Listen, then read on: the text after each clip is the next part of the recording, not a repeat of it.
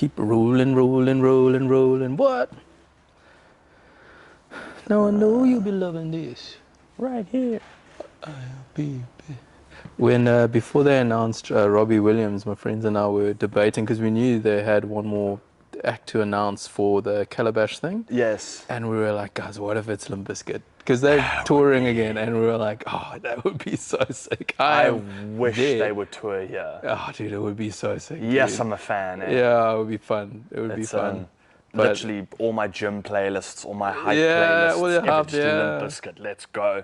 And actually, when we started dating, put Jess on Limp Bizkit, and it's the kind of band that you have to hear a few times to be like, okay, this is actually pretty cool. Yeah. Yeah, with the red cap, Fred Durst. But you guys are young. Oh, you young. I'm 28. Yeah. 28, and you?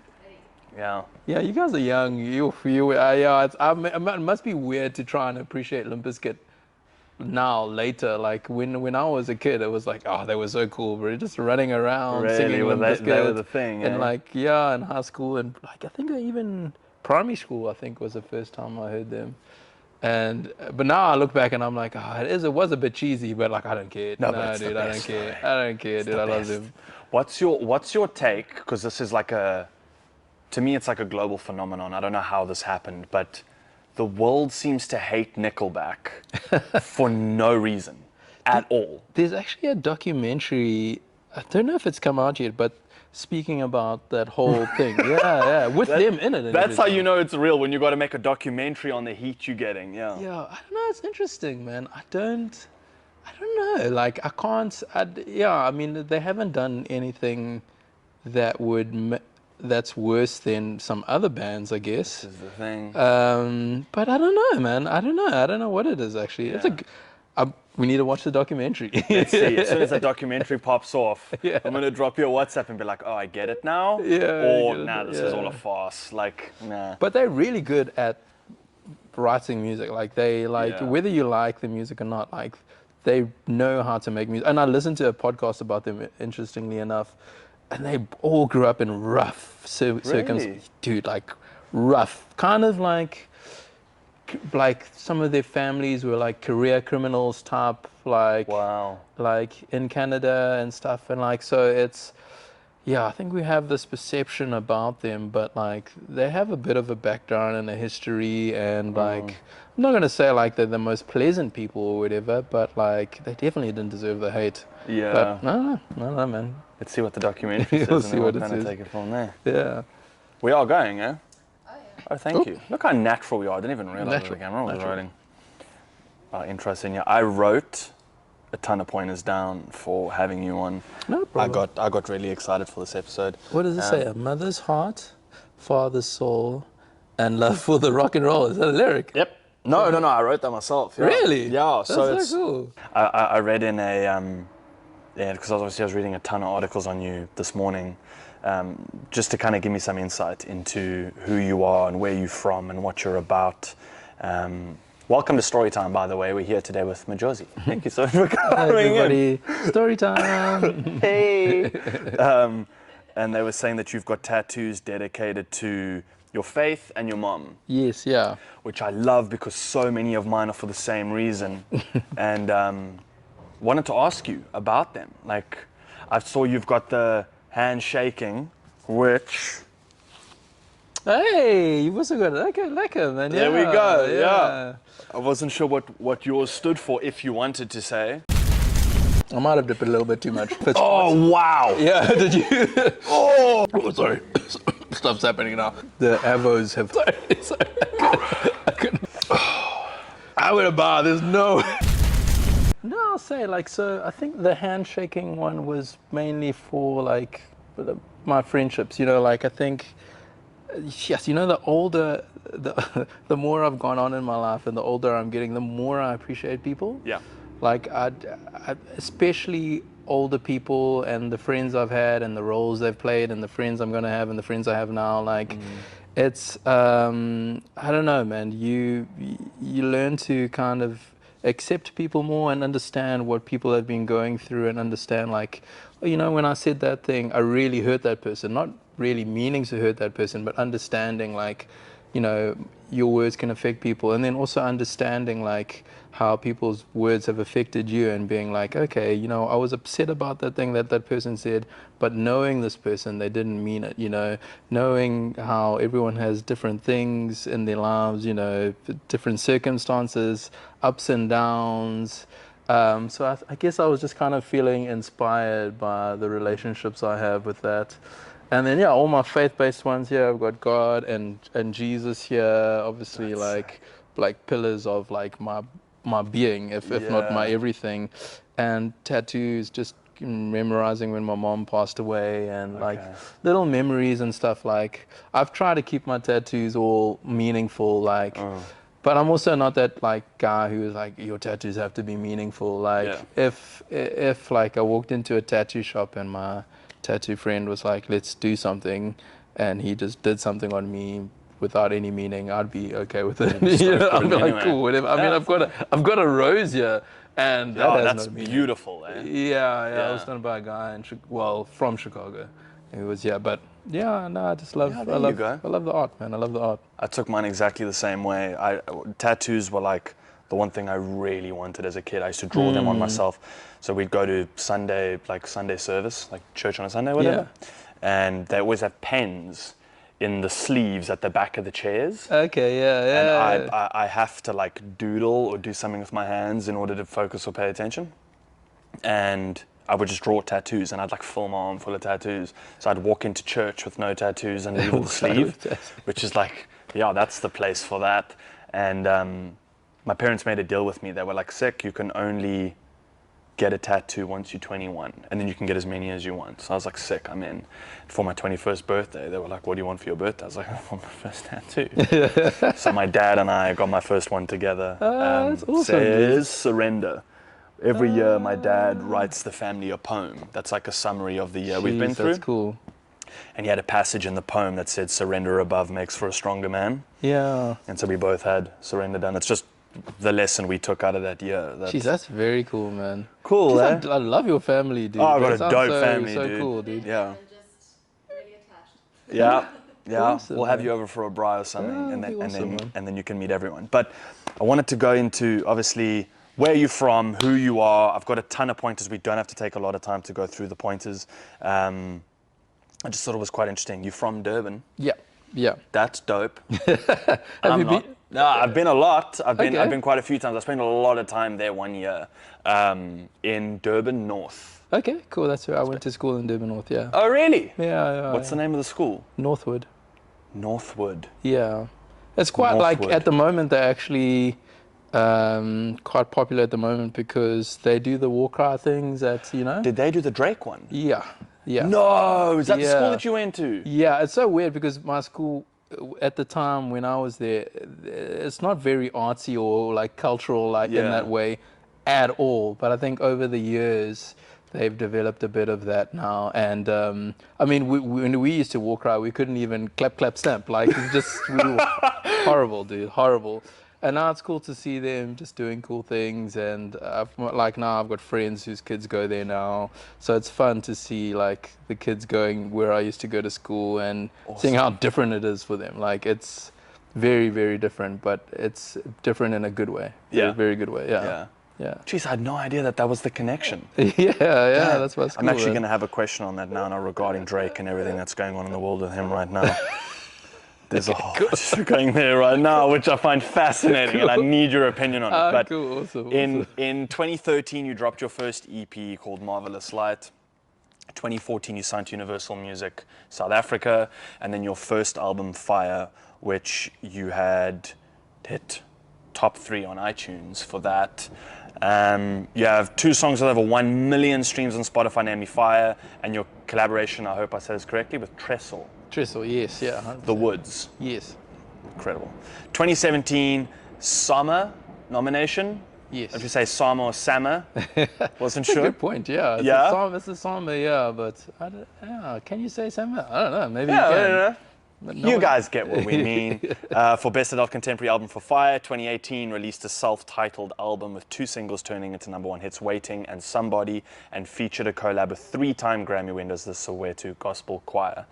What I wanted to ask you was a 2-part question. Releasing your first album and the experience of, as a creative, obviously putting your heart and soul into a project and then going, cool, this can belong to the world, let's see what everyone thinks, what that experience was like for you, but then going into your second album and choosing to have it self-titled, and why that change? Oh, that's a good question, man. The first album I released was kind of, everything was new for me. Like when before I got into music, I wasn't really prepping to do music. It was something that just kind of came about. Like I'm not to say that didn't do any preparation. Like I worked super hard and I practiced a lot and did whatever. But it wasn't a life that I thought I was going to go into. So when I got signed and I did an EP and then a full-length album, it was everything was just exciting. Like getting to the studio for the first time, working with people I've never met. Like you work with people, you meet them, and then all of a sudden you're in the same room for like a couple of months or I guess at this stage it was a couple of weeks. So you get to know people really well, and you also have a build-up of years and years of creativity and time to process things and time to make this project. So your first project is like a culmination of your life up until that point. So everything was really exciting and fresh. Like it was really awesome. I really can't even think of a negative thing during that first album period. It was, and you don't have any kind of expectations because I hadn't done anything really. Yeah. So you just like, okay, cool. Like I'm just gonna make music, like labels paying, staying up in Joburg. It's gonna be fun, whatever. And yeah, it was just great, man. I really, really loved it, man. And I was so proud of the songs we did. And it worked out really, really well. So then but in that process, I realized I was really bad at introducing who I was as a person. I kind of try to make sure I didn't feature too much in the music videos and things like that, and I didn't really want my face on everything. I can see that throughout your earlier music videos. 100%. That you're there, but you almost use a lot of other people to kind of be the conduit for the people performing within your videos. Yeah. Exactly. And I realized that there was a bit. It made it harder for me to kind of progress, because people would always be like, and even still to this day, people always be like, after a show, they come in like, we didn't know you sang all those songs. So I was trying to help people connect me to the music and be like, oh, this is Majozi. Like Majozi sings Waiting, Majozi sings Darling, Majozi sings Fire. Like this is who he is. This is what he looks like. So, and also in that second album, it was a little bit more personal as well, like in terms of the lyrics and the things I was writing about. I think there was a lot of yearning. I guess I was still single or something. Yeah.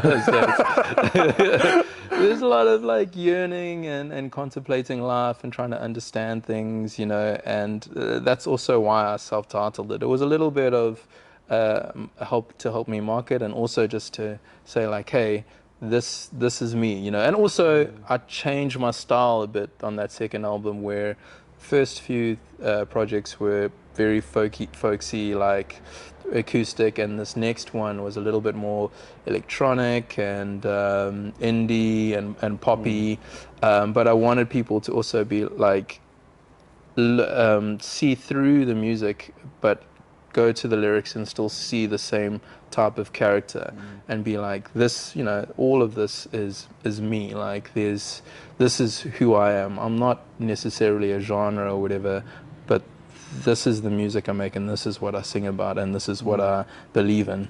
So I think that was the process. Yeah. Was it conscious decision for you to go from album 1 to album 2 and have a slight style change, or was it just the place that you were in life that it fit better to who you were at that time? A bit of both. It was definitely conscious because I wanted to do something different. I didn't want to keep making, I don't want to say the same song, but I wanted to test myself. That's what I wanted to do. I'm pretty decent at playing acoustic guitar. I've played it since I was 13, and I love playing guitar. But for that next album, I wrote a lot of songs on the piano, which I am horrible at. I'm so bad. Well, you play guitar, keys, and drums. Yeah, but I barely play the keys though. I barely play the keys. Oh, is that like the bottom of the three for you? That's the bottom of the three. So like writing on the keys was like, it challenged me. It made me use another side of my brain in terms of trying to make music. And I enjoyed it, man. Like I had such a great time just presenting myself with a challenge and kind of succeeding in that in the way of just making music. And that's what I want to do with my life. I don't want to be too comfortable. I always want to be growing. Everyone, everyone wants to be growing in their lives, and music is just another vessel for me to do that. Do you find yourself creating music from a standpoint of lyrical writing or actual melodic sort of hum a tune, have an idea, and move forward from there? I think it's definitely from the lyrical side. Like the melodies, I've always been. I don't want to say it's something that I've struggled with, but the lyrics and the message is always something that comes to me first. It's something that matters most. Where I find the melodies that fit those lyrics and what I'm wanting to kind of convey to people, And luckily enough, I've also been able to work with some other guys who, maybe on some days I've got this whole lyrical concept and something that I want to do, and the melody's not quite matching. That's where it's great to collaborate with people and work with other writers, and you work together towards a common goal. So definitely the lyrics is where I'd you lean would start to. from. Yeah. Do we have? How's it? Good. Don't worry, we'll cut this little 10-second. Calcachios, come in the video. We're not cutting anything. Yay! Not cutting anything. There we go. So, you guys want me to bring it to you now? You have to sit and tell us what's in the pizza. We'll mic you up, no problem. Yeah. And then you have to say what it is. Yeah. I'm teasing. She's like, I'm all right. Not mention anything. I'm No, teasing. don't worry. We're teasing you. In terms of musical inspiration, who would you say that you've drawn from the most, knowing that lyrically is where you like to stand from and what's important to you? That's a good one. It's changed over the years. When I was younger, and still a little bit today, Johnny Cash was a big influence on me. Okay. Yeah, I remember when I watched Walk the Line, and then I started listening to his songs, because I had like a deeper voice than most kids, I guess. And I was like, this guy sings nicely, and he's got a deep voice. I can do it too. There you go. So it was a big influence on me growing up. And then I guess there were a couple of bands that I still listen to today, more like post-hardcore punk bands. Sick. Like Thrice and. I'm trying to think of the other ones now. I find it fascinating that that's your go-to listening. Yeah. It has so much to do with the lyrical content and the way they approach lyrics, and not even anything to do with melody. Especially a band like Thrice. If no one knows them, go and check. They're awesome. But there's almost like a poetry in the way they write their lyrics, and I always respected that, And then later on, as I got older, I started to appreciate guys who did things in a different creative way, and who started playing with melodies, and guys like Kanye West, so out of what I do, but I was like, hey, he's doing something here that I can kind of pick up from, and Chance the Rapper. There was something there where I was like, okay, cool. These guys understand melody, and they're not doing the same thing everyone else is doing. I want to do my own version of that, So yeah, it's always changed. And even now, again, there's more people Will Lindley. He is phenomenal. Shout out Will. You must get him here. Has he been on here? No, we were going to, and then he ended up leaving on tour. We missed him by a day or two. I don't know if you're going to But get he's, him. but he's. I don't know if he's going to come back to the country. That guy, Dude, I don't know if he ever needs to at this point. Yeah. He's so busy, dude. But I worked with him on this last project I did, and I've never met someone so naturally gifted. Really? It was unbelievable. I couldn't believe it. I was like, Oh, okay. Like, because I think people see his performance, and they hear his songs, and like it's like, wow, he's phenomenal at that. And then, but actually getting to see that ground basis of how he works and understand that, like, this guy is like, I'd- he's probably he's definitely the most talented guy in South Africa at the moment. It's phenomenal. Really? And like that inspires me, even though I'm like double his age. It's Yeah, like, it's yeah. cool to see, man. It's cool to learn from him as well. And it's, yeah, just anyone who's making good music and that can make me think and reflect, I enjoy. He's also very authentically himself. Sure, 100%. Seeing in his Instagram stories and the things that he posts and the way that he talks on stage, and he opened for was Maroon 5 when they were Yes, here, that big Calabash one, yeah. which is it's such a big deal, and he's got this incredible ability to make such a big deal feel so personal and so 100%. alive for everyone else. 100%. You know, I was watching him talk about it and going like, yeah, I'd also feel exactly like that. You know, like Yeah, everything man. you're saying adds up, you know. Which credit to you as well in your music. We're obviously listening to your latest album this morning the whole way here and the whole way at home. You have an incredible ability to get across hope and joy, and such a positivity on life. And I don't know if that's something that you planned from day one, or if that's just who you are and you like to project that part of yourself. Dude, it's actually something that I did plan from day one. Yeah, it's one of the few plans I've had in my life that I've actually like followed through on. It's hilarious, but like, yeah, I wanted to make music that gave people hope. Like, no matter what you believe in, or where you are in your life, like, you know, in your ups and downs, I wanted to give people like a real sense of hope. Like, but also help people to navigate through the process of being like, but I'm sad, you know, like, do I deserve this thing, you know, this joy and this hope that you're talking about? Like, so many people feel like they don't deserve it, you know, because of what they've done in their life, or who they are, or what people have told them, maybe in school, or maybe a parent or a spouse or a friend or something like that. And I really wanted to like wipe the slate clean for everybody and say like, no, listen, no matter who you are, you're enough. Ups and downs of, you know, just living on this earth, but ultimately at the end of it, there's hope. There's that kind of rides through. Yeah. In your latest single, I don't want to get this wrong, it's I'll Be There For You. Yes. Yeah. Yes, where you play the superhero Yes. throughout the music video. There's such a dope side to your personality that like I was so unaware of, because I've seen so many of your music videos before. Yeah. But like you say, you chose to keep yourself slightly out of the limelight within that specific era of your career. And I was watching that, I was like, this is sick to get to see you have fun on camera, not just through the lyrics that you write. Yeah. Go listen to that, by the way. Incredible song. I had a lot of fun with that. And then obviously your latest album, A Great Exchange. Love the album cover, by the way. Thank you, man. The coloring and everything, it's incredible. Yeah. Again, listening to it on the way in this morning. What's your take on your latest album? What was your driving message behind it, your reason for release? How are you feeling about it?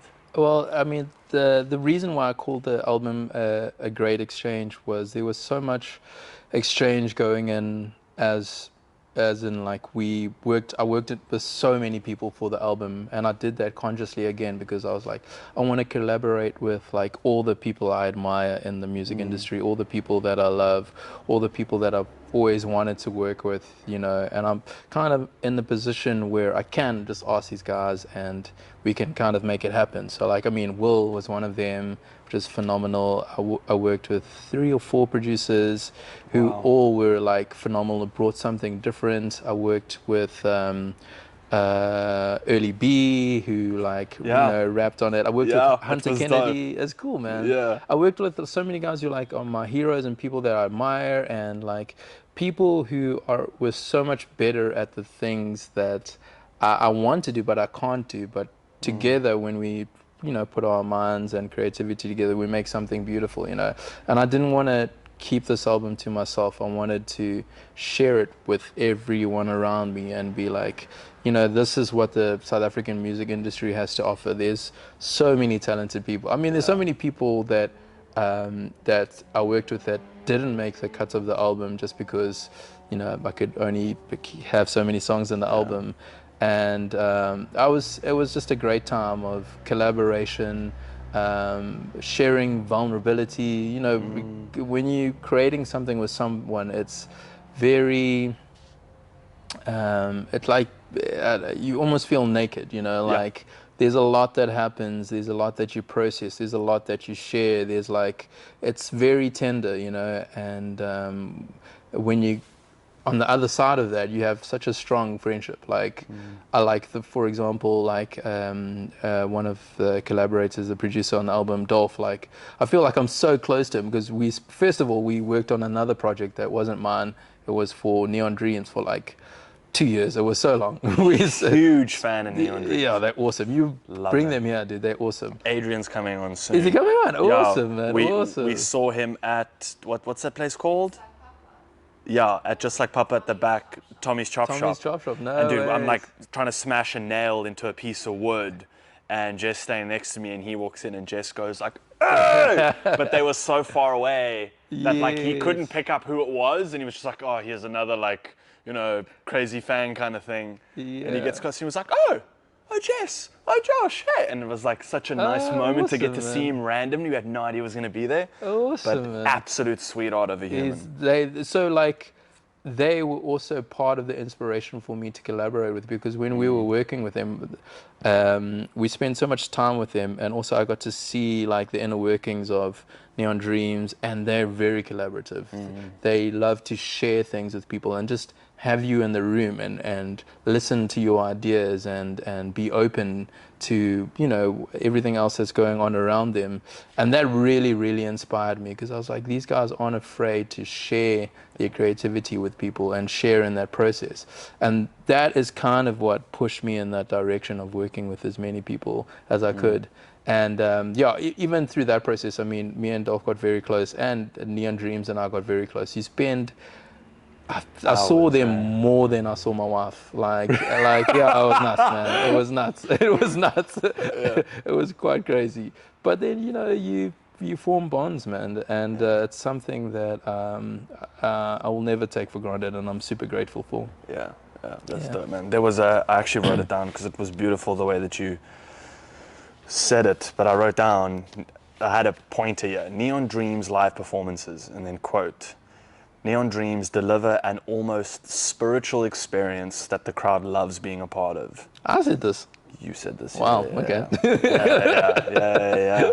And we watched them perform. A good friend of ours came to play in South Africa, Billy Raffoul. I've always said cool, Billy yeah. Raffoul, Billy Raffoul. And when he came down, we had Billy on the first year of having this podcast. No way. So it was before COVID, or I think around that time.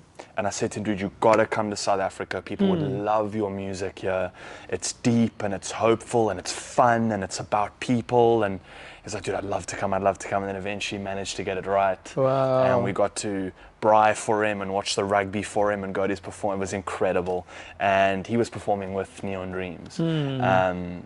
And we had exactly that feeling, sitting in the green room with him.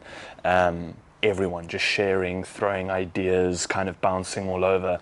When an incredible musician like all of you guys looks at you and goes, so what do you think? And you're sitting there going like, don't say anything, don't say anything, don't say anything. Like, I don't know, dude. Like, what do I say? Just love, Like, I can't give any advice. You guys are leagues ahead of the rest of us. So that was a very special moment to get to see Neon Dreams perform such an incredible performance. Sure. And it was in the rain and everybody stayed. Which show and was watched this? them in the rain. It was in Stellenbosch that we watched them, when Billy performed with Neon Dreams. Yes. So you haven't Okay, awesome. Yeah, awesome, geez, well man. done. I never would remember that. Okay, that makes sense. That's awesome, man. Yeah, they're special, man. They are really, So really dope, special eh? guys. I love them. I wrote down a few other pointers that I want to ask you. Looking back on your career, Playing festivals like Rocking the Daisies, Oppikopi and K-Day, what is a moment that stands out for you when looking back at these incredibly large live performances from any of them, from any festival that kind of for you stood out that you were like, wow, this is something that will go down in the books for me? Sure. Yeah, so yeah, it's interesting. You know, actually, I think I said this yesterday to someone. You know what I've really been it's hard for me to look back at like the earlier years, and try and remember how much I've had like great shows in the earlier year, but I don't think I took it in enough to appreciate it. So like one of them was definitely when I opened for the Lumineers, or the first time they toured, which was like phenomenal. I look back now and I'm like, geez, I haven't really experienced anything that big since. But it's the moments like I did Plet Rage, I think for like the fifth time last year, and it was just wild. Like, Really? yeah, man, it was so much fun. Like innocent wild. Like, not Oh, like, okay. yeah. Okay. Not like typical like rage. Like, I don't know, man. Everyone was just singing the songs, and it's like, you know, I'm like in the 10th year of my career, and to have like a new bunch of like young adults singing songs that I wrote so long ago, like, That's incredible. really means, yeah, man, it really means a lot. And like, I'm trying to learn how to process this stuff more now and understand what it means, and like I've always been grateful for it, but I've never like taken time to be like, yeah, that's actually quite crazy. Like I used to work at the bank as a bank teller back in the day. Like, yeah, like this wasn't on the trajectory of my life at all, you know. But like, I don't know, man. Like I'm just really grateful that somehow I'm still here making songs and people are still making music, and even those moments is like they're flipping amazing and it's cool. But it's like, bro, when you get a message from your friend and they're like, can you answer some questions for little Megan or whatever, whoever my friend's child is called, because she's doing oral on you in class, and like, Wow. that blows me away, dude. Wow. Like, because I did like orals on like, I don't know, like Einstein and stuff like that. I can't remember. Yeah. But like to have like the people in your community or your larger community is like talk about you and things and do projects and stuff, like that's what blows me away, dude. It like it trumps everything else in my life, because it means like somehow writing these songs in my bedroom and just, you know, just doing what I do, the impact's been made, whether it's I guess I'm just the vessel for that. You know, it's not all like about me, but I get to be a part of that process. That's what it is. I get to be a part of that process and share in people's lives and have songs that are like first dances at weddings and just be in the room for people's special moments. Yeah, man, and I love, please don't get me wrong, I love shows and I love performing, like, really enjoy it. Yeah. But the other stuff really makes me think, and that's the stuff that blows me away. Yeah. Yeah. Great answer, dude. Bro, I've been thinking about it a lot. You've had some time. Yeah, there we go. Dude, I've had some time. Man.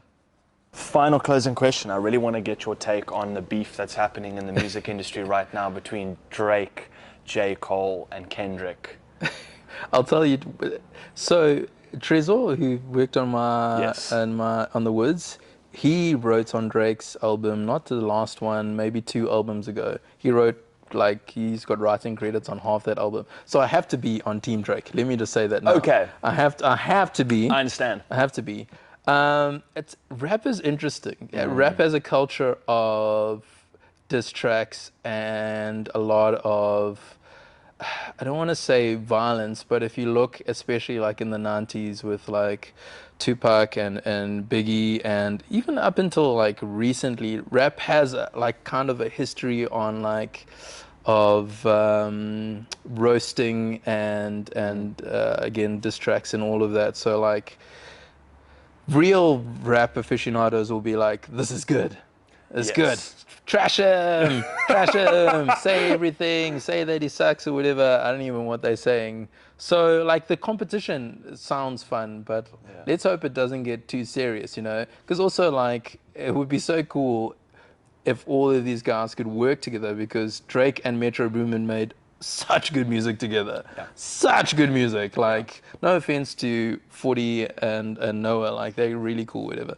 But Drake and Metro, oh, bro, so cool. Yeah. And imagine like Drake and Kendrick Lamar making a song together. Like, it's like okay, cool. We get a bit of a competition, but I'm not like your typical New York hip hop fan who's like, yeah, get him. I just want to hear good music, man. I'm exactly the same. Like, Yeah. I actually had my younger brother explain all this to me, because he's got his finger on the pulse with all the stuff going on, and J. Cole and Drake releasing First Person Shooter, and there being certain shots fired on that, and then Kendrick releasing, you know, his track Back at Them, and then J. Cole at his live performance basically put out an apology being like, let's put all the beef aside. You're an incredible musician, so am I. Like, I love you, you love me, let's just move on. And then Drake was like, nah, let's go hard in the paint. And just released, I don't know if he released or if it leaked or whatever the backstory is, but this like 20v1 kind of track where he just lays into everybody, the entire music industry. And brave move. He's at the top though, dude. But this is the thing. He might have needed it, you know. Maybe at the end they'll be like, "Oh, listen, guys, that was quite something. I love you or whatever." But he might have needed that little jolt. Maybe he was just bored. Maybe he was like, "Wow, no one said anything. I've been at the top for 10 years, dancing, doing TikToks, just going #1 all the time, and everyone else is like they're the best rapper when clearly they're not. I'm like thrashing all of you guys. Yeah. So maybe it was like good for the guys to be like, hey, we see you, we're coming after you. And, True. You know, give him a bit of, you know. Give him a bit of credit where it's due. Yeah, you know? Yeah. Drake was the first rap album, the Take Care album. Yeah. I love that album. He's great. It was the first rap album I ever owned. Huge. I've always been a fan, but I'm also a fan of J. Cole. I respect the hell out of Kendrick as well. Yeah, man, we love all of them. I'm just watching from the outside, being like, this is crazy. Like all this going back and forth. Fascinated to see where it all ends up. So let's see. You've got maybe in a song, all three of them. That would be insane. Yeah. Three Kings. That's what they should call it. There you go. A whole album. Yeah. Just the three of them laying tracks, and we just all move on from there and be like, cool. Clearly they own everything. Like it's done. Produced by Metro Boomin. There you go. We'll have the three of them on a track. Beyonce's going to take over country as an entire genre, which clearly she's doing as well. That's fire. Yeah. So awesome. I think there's huge things moving in the music industry. Is there anything that you want to close off with before we get into these, into our pizzas and we try this ghost pepper sauce, which is going to be next level? I'm nervous. Is there anything that you want to leave at the end? Anything you want to promote? Anything you want to shout out? Follow me on all my socials at Majozi Music, TikTok and Instagram. And remember, you are enough. Bam! See, that's why you're a legend.